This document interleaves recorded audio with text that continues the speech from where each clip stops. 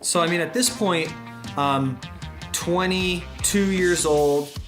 I'm selling weed. I've had this ambition now for like a year or 2 years, like I'm gonna grow weed. This has been on my radar for years, but like how am I gonna grow weed in some fucking rental and get busted and like fuck that. Like I'm not doing anything to jeopardize my success and where I'm doing and all this stuff. So I remember just saving money and selling weed, and I was stacking cash, and I had a customer, this really good customer. He came in to see me and we were talking. He's like, Lance, you know, you need to buy a house.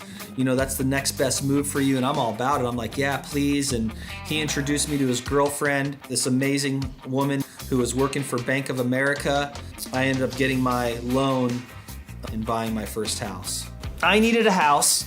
This was right before the big fucking bubble, and they were giving houses away basically on stated income. Dude, I got creative. Let's just say that. Like, I got very creative and did shit that nobody would ever fucking do, and I got a full doc loan with the help of a lot of fucking people and the help of fucking bosses that had fucking we had stamps at work with people's signatures. And let's just say I did whatever the fuck it took and provided any fucking document necessary and did whatever the fuck I had to do to get that house.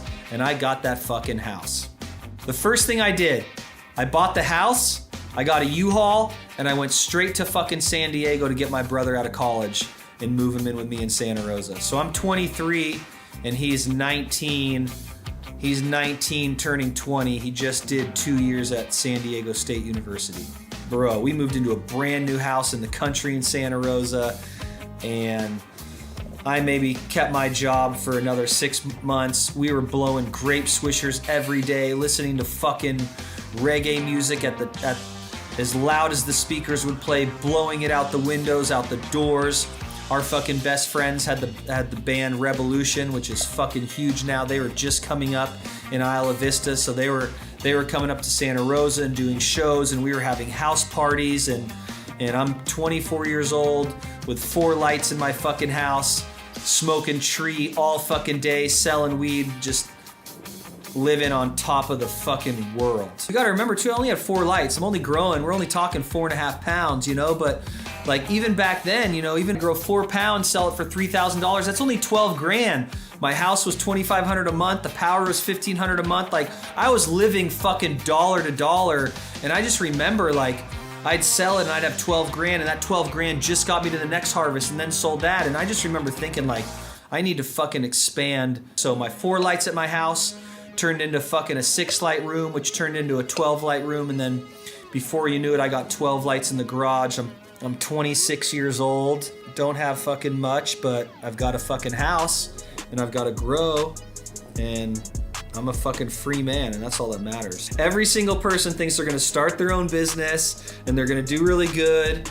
And so I start my own business called Audio Legends and go get my license and all my shit, and I'm growing during the day, and I've got this little fucking hole in the wall little bay that I'm renting at a smog shop, and it's a fucking joke. It's a front. You know what I mean? I'm growing at my house. I've got this little stereo hustle. It's not even making me fucking $6,000 a month. And then one day I get a call from Jim Haig, and Jim Haig had bought Tim Stone Audio, which is a stereo shop on the north part of Santa Rosa. He took this location, started Redwood Audio and Video. He called me and was like, hey, look, I'm leaving this shop. Do you want to take it over? You can have this location. It's been a stereo shop for 30 fucking years. It'll be a really good location for you if you want it, and you're trying to do this, and I will shoe you in and make this happen for you. So like, I'm like, holy shit, like, wow, I'm gonna get my own shop, and this could be something, and like this was a huge possibility. So I fucking took it and I moved into that location. It was $2,000 a month. I think 2,400 square feet or something. It had a little showroom. Like I'm gonna grow weed and make that shit on the side, but like I do stereo work. Like I'm in the stereo business. So like I'm gonna fucking run with this shop. I've got Audio Legends and I've got my own little store, and I'm gonna try to fucking make it, you know? But over like that next year, I just realized like, fuck this. Like I don't wanna be some stereo bitch, like putting in fucking speakers and shit fails and you're doing all this free work, and just, I didn't like it. I'm like, I like doing it for myself and not for everyone else. And I knew really quickly, like, these 4 lights here have to turn into a lot more. And so at that shop, the 4 lights turned into fucking 10 lights. The 10 lights turned into 20 lights. And then I just did like a full-on remodel one day where I stripped everything down. I put up this fucking false wall. Like, at this point, I'm building shit. You know, I'm like, okay, I'm gonna build the baddest fucking grow room I've ever had. Here we are, 957. This was my spot right here. This shop. Pulled up to this door every day, right here. This was it. This is where it really went down for me. This spot changed me. This spot changed my life. Because when things happen for you, then you start realizing you can do other things and you're capable of more. This was my first fucking fake business. I'm like, oh, this is great. I've got a story. You know, I had a fucking place where my shop, you come in and my cars and my motorcycles and my fucking shit. Like, dude, this was sick. I had my little stereo store in here, my displays and my speakers and the shop. And so, dude, check this out. I did a complete false wall in the back of the building and brought the whole building forward 7 feet and went all the way to the roof. So when you look, the whole back was a grow room. My rooms back then were pristine. I built the baddest, cleanest fucking grow rooms you'd see. I geeked out of that. Like, remember, I came right from car audio into growing and building these grow rooms, and I treated them like a car. Zip tied all my wires fucking perfect. Like, I built the dopest fucking grow room that anyone had at the time. I ran my stereo business. I had a sliding bookshelf with all my cables and tools and glue and all that shit that hid the opening, and now I'm starting to get into crush mode. I've got my house hitting. My house has 12 lights in it.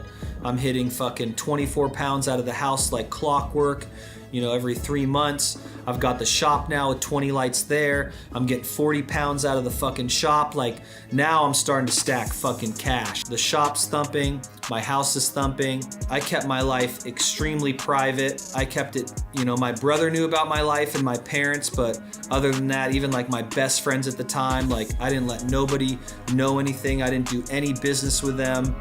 I kept my shit very fucking private. And so I remember getting this building where I'm sitting right here today, this shop. I meet the landlord. It's this wide open, just fucking empty building.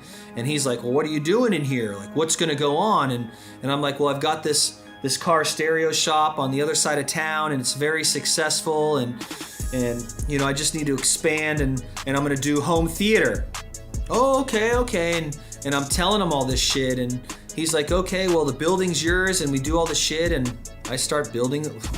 Dude, at this point, I'm building grow rooms. Like, any building I get, I'm putting grow rooms in. And so I start building that grow room back there, and I'm just like, fuck, dude. Like, I can't just build a grow room. Like, how am I gonna hide this fucking grow room from my landlord and all my neighbors and everything? And I'm literally, I remember, like it was as if it was yesterday, I'm fucking sitting right here where I am today on this old fucking love seat that we had moved, that my mom and dad had given me, that went into my house, that then out of my house to the shop. And I'm sitting here and I'm taking a fucking bong rip, and I'm sitting in my new fucking shop, and I'm thinking, what am I gonna do? And I'm stoned, and I remember going and fucking painting with a can of spray paint a fucking box on the wall. And I'm sitting right where I am today in this empty shop in this fucking love seat, and I'm like, oh, I should build a fucking movie theater. Like, if I build this movie theater here, it'll look legit. I told the landlord I'm fucking, you know, I'm in the home theater business, and I can hide the fucking 16 light grow room I'm building in the back. What a fucking great idea. Genius! I'm a fucking genius, and I'm gonna build the baddest fucking movie theater anyone's ever happened. There's no fucking reason anyone will doubt what I'm doing. I was building a movie theater. Like, I went and told them all, like, man, I'm Lance. I'm building a fucking movie theater here. I'm gonna bring my high dollar clients here. I'm gonna demo it for them. And dude, people saw what I was doing and had fucking absolutely no reason to question me. Dude, I remember selling my weed for $1,800 back then when people are getting 28, but like, I would dump 40, 50 pounds at a time, and it was so much money to me. Like, I just wanted to turn and burn.